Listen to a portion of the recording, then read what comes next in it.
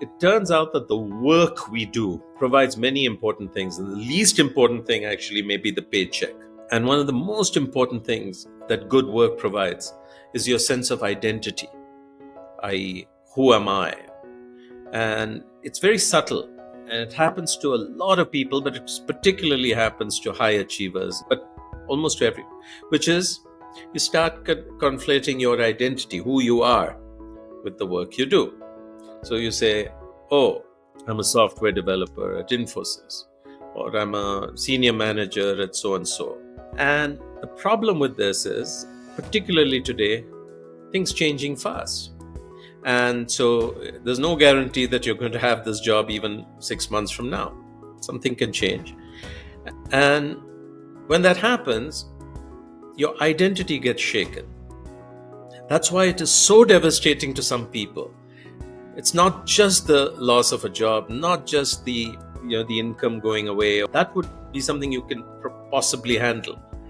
Why it often feels devastating is it feels like a personal rejection of who you are.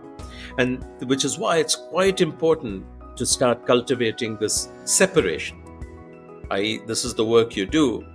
It is not who you are. The two are sometimes related for a period of time, but they're two very, very different things. And I've had to work at this for the last 20, 30 years. And I tell a funny story sometimes to people of how the light bulb came on for me, which is, it was late 90s. I was a very young, highly regarded CEO of some company. And when I used to go to work in the company car, everybody would salute smartly and all that. And one day I came in my own car and the security guards refused to let me through, saying, "Who are you?" And it sort of, I got a little cheesed off in the moment, but I started laughing because I realized they're saluting the car, not the person. And that was the beginning of when I realized, look, better start separating these two things.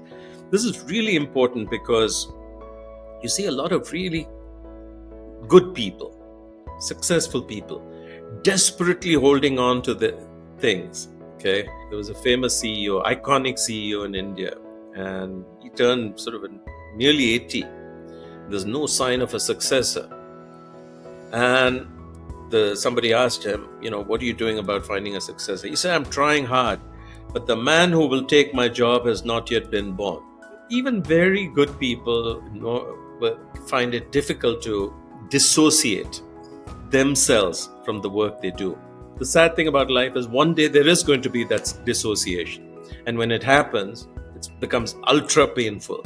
So it's better that you work on it yourself.